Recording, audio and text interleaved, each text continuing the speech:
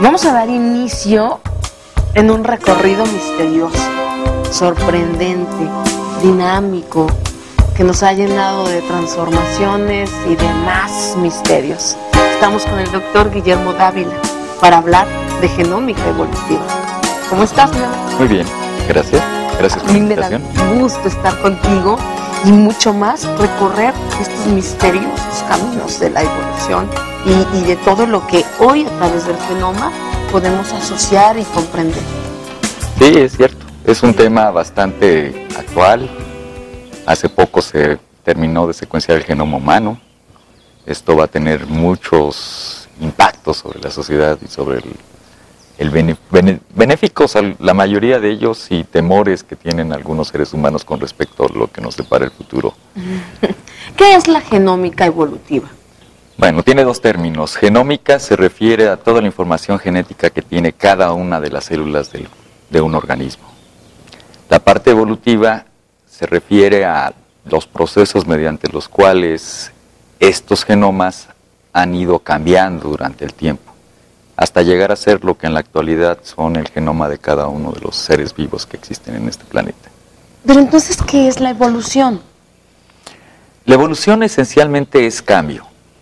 La evolución es un cambio que no necesariamente está dirigido en una dirección. La evolución es un cambio y después ocurre algo que se llama selección. O puede ocurrir algo que se llama selección. Si el cambio fue favorable, esto le va a aumentar la probabilidad de que ese organismo se siga reproduciendo. Si el cambio fue desfavorable, ese organismo va a tener menos probabilidad de que se reproduzca. ¿Ese cambio es una mutación? Ese cambio se ve como una mutación esencialmente.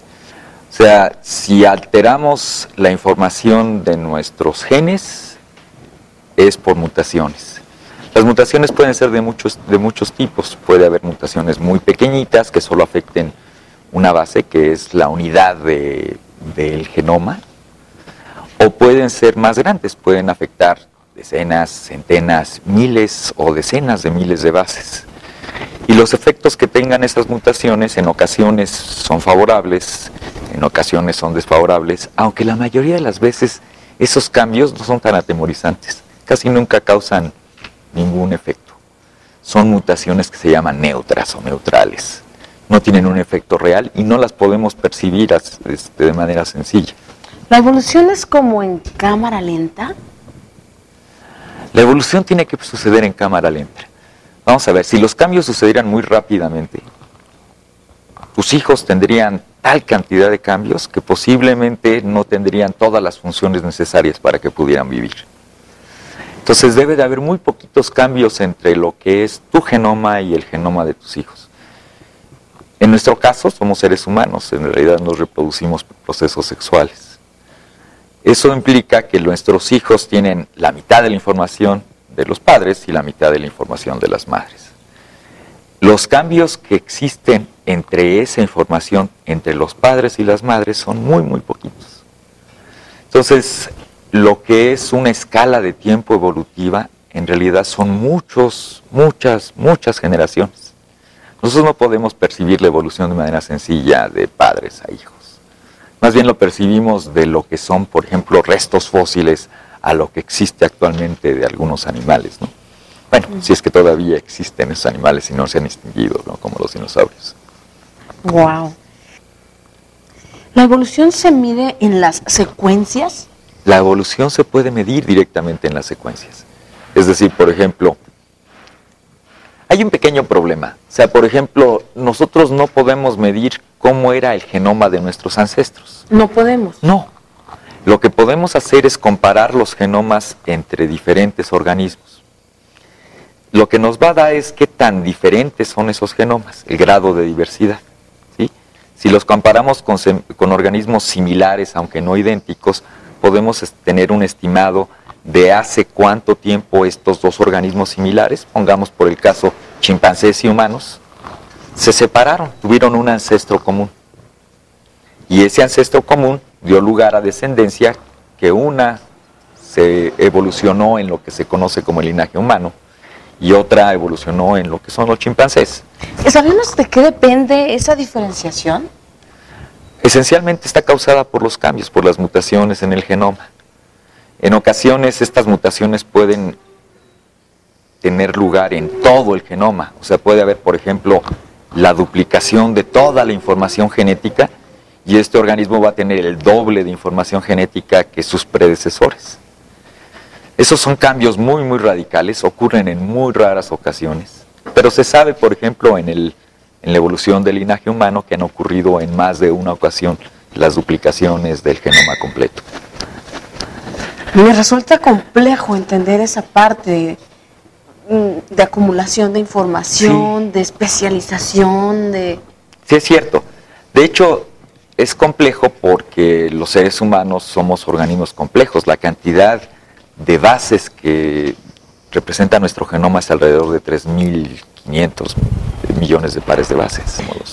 O sea, ¿podemos mencionar eventos evolutivos que sufren en el genoma? Sí, claro.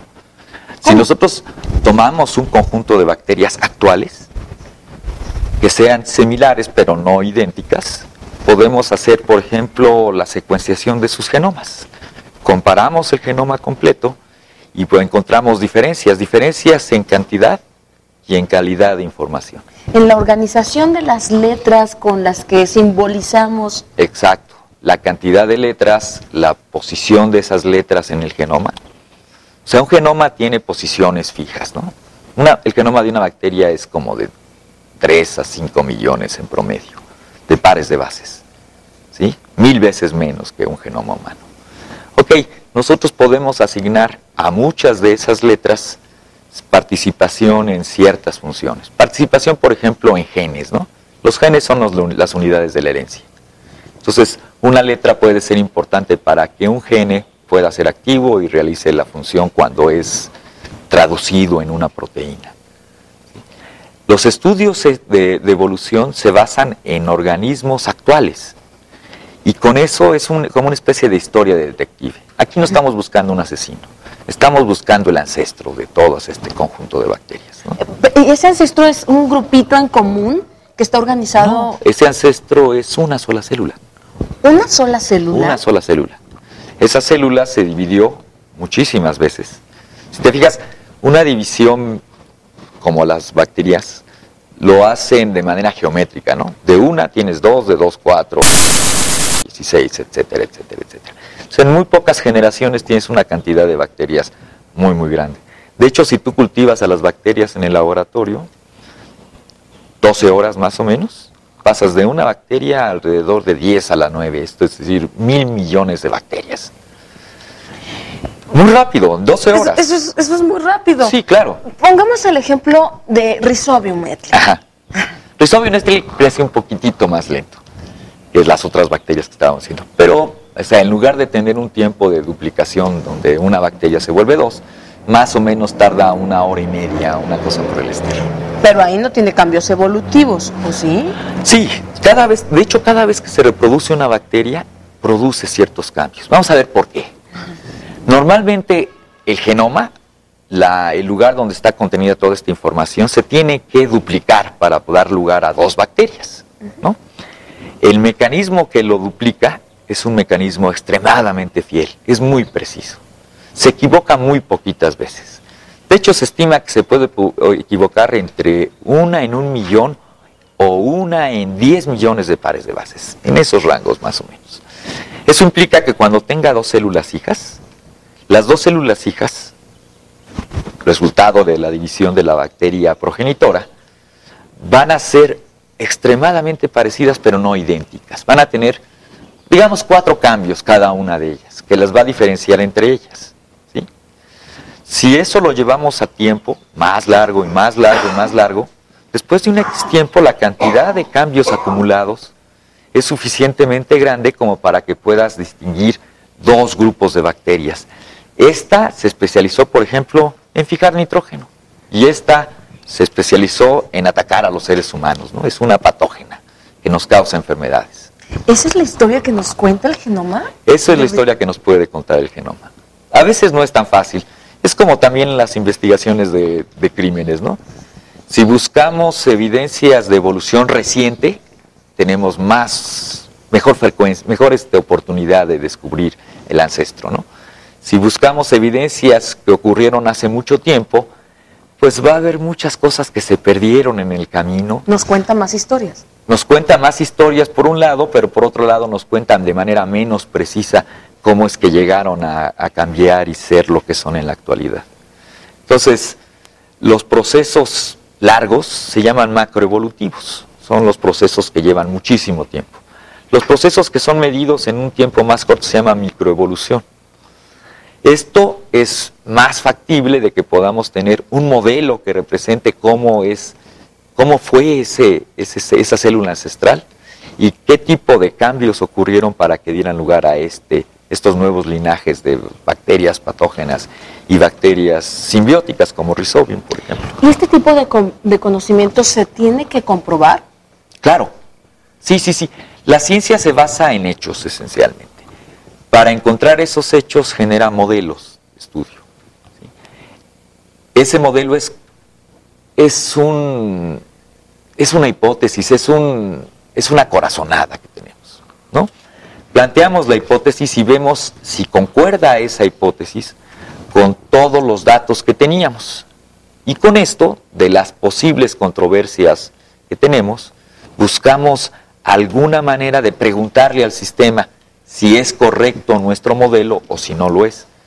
Cuando encontramos experimentos que disciernan entre estas dos posibilidades, se llaman experimentos críticos, esos son los muy buenos. Esos son buenísimos. No encuentra uno muchos en la vida, pero cuando los encuentra, te engancha con la ciencia, porque encontrar algo que no se sabía es algo muy interesante. De hecho, es parte de lo que se dedica a la ciencia básica, ¿no? La ciencia básica trata de acumular, de aumentar nuestro conocimiento en general de lo que nos rodea. En el caso de los biólogos, pues de las cosas vivas, de los seres vivos. ¿Acumular conocimiento? Acumular, se puede decir que es acumular conocimiento. La ciencia también cambia los conocimientos que tenía en la antigüedad por los conocimientos que explican mejor los fenómenos. Es decir, tenemos hipótesis que pueden llegar a ser teorías, pero en ocasiones, con nueva evidencia, podemos descartar una teoría y sustituirla por una nueva que cubre más aspectos del proceso que estábamos estudiando. Esa parte es emocionante también. Esa es la parte que suena muy interesante. De hecho, resultado de eso han sido la mayor parte de los logros de la humanidad, sobre todo si quedan documentados o si queda de alguna manera transmitidos a la descendencia. ¿La ciencia es falsable? Sí, claro que es falsable. De hecho, los biólogos no tenemos verdades absolutas. Lo que hacemos es considerar varias alternativas, empezamos a buscar maneras de vulnerar esas alternativas y nos quedamos no con aquellas que sean ciertas, sino que no hayan sido probadas falsas. Esa es la manera de hacer ciencia, no es de que digas, yo acabo de demostrar de que esto es así. Obviamente, conforme pasa el tiempo,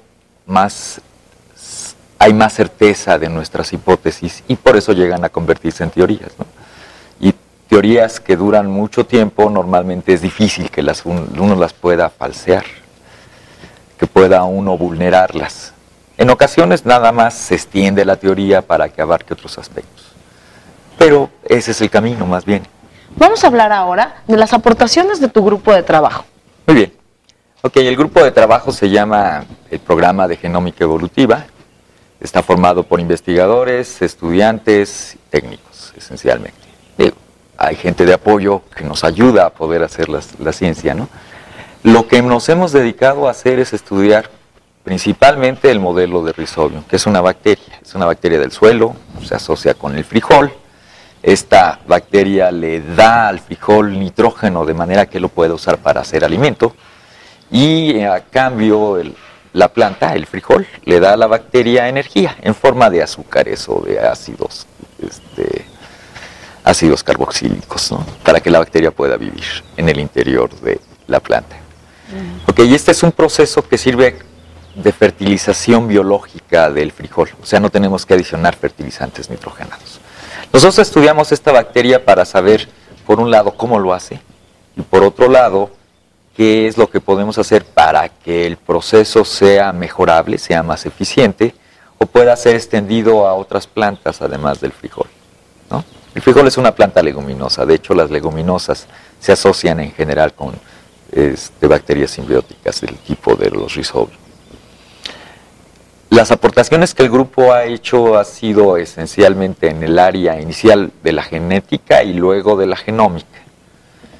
Hace un instante estuvieron platicando del genoma de Rhizobium nettleri. Entonces el grupo obtuvo el genoma completo del Rhizobium nettleri. Este genoma nos permite saber cuáles de sus partes se dedican a la acción con la planta, cuáles de sus partes se dedican a fijar el nitrógeno atmosférico para dárselo de comer a la planta, y cómo han sido organizados y cómo han ido evolucionando los genomas de estas bacterias. Pero en esa parte, ¿cuál es la importancia de conocer, de estudiar la evolución de un genoma? Si nosotros sabemos cómo evolucionó este genoma, podríamos recrear el proceso, más rápido evidentemente porque la evolución tarda mucho tiempo, de tal forma de que hagamos un genoma nuevo que tenga ciertas ventajas sobre el anterior. Vamos a suponer esto. Vamos a agarrar alguna planta en particular que no se asocie con Rhizobium, ¿no? Pero vamos a encontrar que hay alguna otra bacteria que sí lo hace. Tomamos las características de esta bacteria que se asocia con esa planta y le metemos las características del Rhizobium para que sea capaz de fijar nitrógeno. Ahora tendríamos una bacteria que se asocia con esta planta que antes no lo hacía y que pueda fijar nitrógeno, lo cual extendería el beneficio de la fijación de nitrógeno a plantas que no inicialmente no lo hicieran. Y que esto se pueda como tomar de un lugar y colocar en otro para un fin determinado. ¿Por qué se puede hacer? ¿Por qué es compatible? ¿Porque todo usa el mismo código genético? Sí, esencialmente porque la manera como se maneja la información es similar entre la mayoría de las bacterias. Es diferente a cómo lo manejan las plantas, un poquito, pero entre la mayoría de las bacterias es similar. Entonces podemos cambiar regiones del genoma de una bacteria a otra y normalmente se pueden expresar. Y hay ciertos trucos, ¿no? Nosotros podemos meterle señales que identifiquen esas regiones como propias de su genoma sin serlas, ¿no? Estas bacterias serían bacterias transgénicas. La transgénesis ocurre naturalmente, o sea, las bacterias intercambian material genético, aunque no para reproducirse, ¿no? Lo intercambian, digamos, porque es un proceso propio de las bacterias, es un proceso sexual, de hecho. Entonces, normalmente hay bacterias transgénicas. Los seres humanos podemos hacer este proceso de manera más eficiente y con propósitos predeterminados, ¿no? No queremos que pase lo que sea de información genética, sino que pase un cierto bloque de información genética de una bacteria a otra bacteria, donde vamos a tener una bacteria híbrida con información de un genoma y de su genoma propio, ¿no? Y lo mismo sucede con otros organismos. De hecho, se ha oído hablar de plantas transgénicas, ¿no? A esas plantas se les metieron genes que no pertenecían al linaje de las plantas y que les permitieron conseguir ciertas características favorables. Memo, ¿qué opinas de la ciencia básica y la ciencia aplicada con sus modas, con sus lineamientos en materia de políticas, por ejemplo, en la investigación y con todas las circunstancias del mundo globalizado? Ok. Ciencia básica nos permite expander nuestras fronteras de conocimiento. Si dejamos de hacer ciencia básica, pues nos vamos a quedar exactamente así. Nosotros evolucionamos también, el pensamiento humano evoluciona. Si le quitamos la ciencia básica, no vamos a tener nuevo alimento para suministrarle al pensamiento humano, a la capacidad de razonar y de pensar y de prever o de soñar qué se podría hacer después, ¿no? La ciencia básica es fundamental para la ciencia aplicada. Sin ciencia básica, en realidad no hay ciencia aplicada. Y por ejemplo, si ahorita paráramos todo, nos quedamos con la ciencia aplicada y empezamos a repensarla y empezamos a encontrar información, tecnociencia, Ajá. ¿se podría? ¿O siempre es necesario tener de la mano el conocimiento básico? Tienes que aceptar que tengo un sesgo en esto, ¿no? Yo me he dedicado esencialmente a la ciencia básica, pero sí creo que es indispensable mantenerla, difundirla enseñarla en clases, y al mismo tiempo nosotros hemos participado en investigación aplicada, no de manera directa, pero sí, por ejemplo, el Rhizobium que utilizamos es utilizado como fertilizante por la industria agrícola, ¿no? Los frijoles pueden ser mejorados para que tengan mejor calidad de proteínas en sus granos, ¿no? 6 ingeniería genética serían alimentos transgénicos, sí es cierto. Si valoramos los riesgos, podríamos estar seguros de que esos riesgos son aceptables y que no van a causar algún problema serio en la ecología del sistema, ¿no? Como tal. Pero yo creo que es indispensable expandir nuestras fronteras del conocimiento básico. En Estados Unidos la cantidad de científicos que se dedica por unidad de población americana es muchísimo mayor a la que hay en México. Inclusive nuestro Sistema Nacional de Investigadores pues tiene muy pocos científicos por unidad de habitante. Necesitamos más científicos y dadas las restricciones actuales de la economía, pues en realidad tenemos pocas plazas para ofrecer. Y esto lo que implica es un poco de fuga de cerebros, de gente que formamos en México, que ya no está haciendo investigación en México y que se va a hacerla a otros lugares del mundo, ¿no? Entonces yo creo que se debe de mantener una política donde haya ciencia básica de calidad y ciencia aplicada de calidad. Yo creo que las dos son importantes, una para el beneficio de nuestra sociedad, que dependemos de ella, y otra para el beneficio del conocimiento de la sociedad y que también va a suministrar beneficios a la ciencia aplicada. ¿Crees que las ciencias biológicas sucederán a las genómicas? Al revés, ¿no? Las genómicas son más recientes, entonces las genómicas van a ser los sucesores o los que van a estar después de las biológicas. Es que es curioso, no es del todo cierto. O sea, nosotros nos dedicábamos a estudiar genes, pedazos de información genética.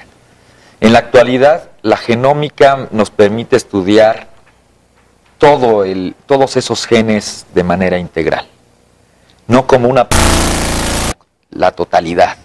Sabemos todo lo que hay y todo lo que no hay en un genoma. Eso sí lo sabemos con genómica. Entonces la biología, poco a poco, los científicos que estudian biología van a ir incorporando este conocimiento genómico a sus investigaciones de manera natural. Inicialmente existe cierta reticencia a entrarle a la parte genómica.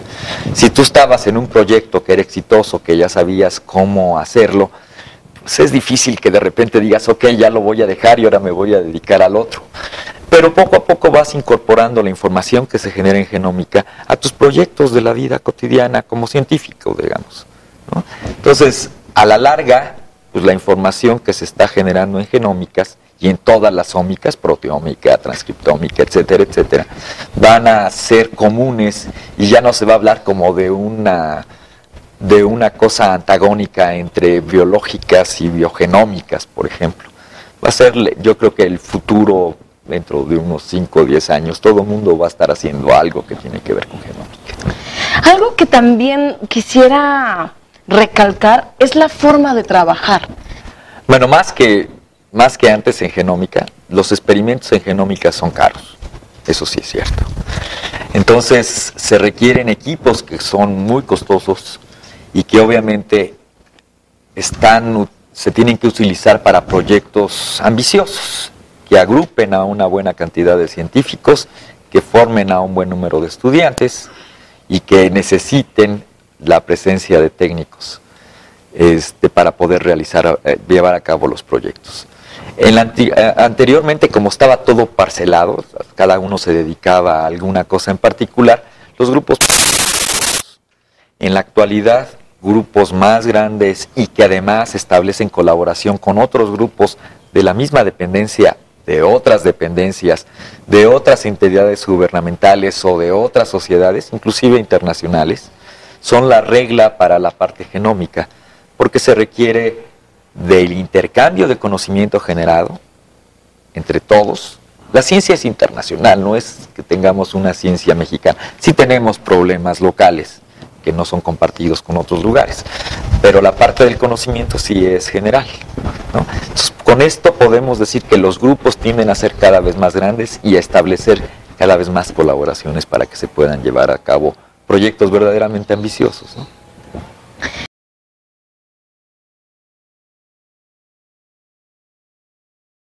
Híjole, pues a diferencia de muchas personas que yo he conocido, el deseo de hacer algo, no exactamente ciencia, pero equivalente, fue cuando estaba yo en secundaria. Cuando empecé a entrar a las materias estas de químicas, de química inorgánica, etcétera, etcétera, me fascinó. Empecé a tener preguntas de por qué algo puede reaccionar y dar un nuevo compuesto, o por qué algo no puede reaccionar para dar un nuevo compuesto. Y a partir de ahí tenía ciertas inclinaciones a ser medio brujo, entonces la química era lo que más se acercaba y decidí ser químico. De hecho, soy químico de formación. En la Facultad de Químicas tuve la fortuna de que uno de mis maestros fuera Francisco Bolívar Zapata, bastante conocido, que me dio genética y me encantó la parte de la genética. Entré al Instituto de Investigaciones Biomédicas y ahí hice mi tesis de licenciatura y ahí realicé mis estudios de posgrado, ¿no? Dentro de investigación biomédica básica. Entonces mi interés hacia la ciencia pues fue desde más o menos joven. Antes siempre había sido muy curioso, yo era de los niños de por qué. Y siempre me gustaba no nada más preguntar, sino también tratar de ver si existía alguna manera de que yo mismo pudiera contestar las preguntas, ¿no? ¿Crees que hoy el sistema de educación, los medios de comunicación, impiden que tengamos niños de por qué? No. Bueno, sí, no. O sea, hay mucha información que ahora recibimos que es de manera muy fácil, donde no tenemos que hacer un esfuerzo especial, ¿no? Y hay mucha información especialmente para diversión. Vamos a ver, okay, yo soy fanático de las caricaturas, pero digamos que la información no siempre es muy abundante en ellas, ¿no? Los programas, por ejemplo, de History Channel o algunos de estos programas, hay veces que resultan como no del todo entretenidos para las poblaciones jóvenes o suficientemente complejos como para que no quieran tenerlas, ¿no? Entonces la parte del cuestionamiento en ocasiones es restringida por esto, en ocasiones es restringida por la educación de los padres, pero yo creo que la curiosidad debía de ser estimulada desde las épocas más tempranas, desde que un niño antes de que entre a kinder debe, cada vez que pregunta, no decirle cállate, sino tratar de buscar alguna respuesta o buscar un camino donde él se las pudiera contestar. Eso se convierte en un buen consejo. Sí. Muchas gracias por platicar. Fue un placer. Igual.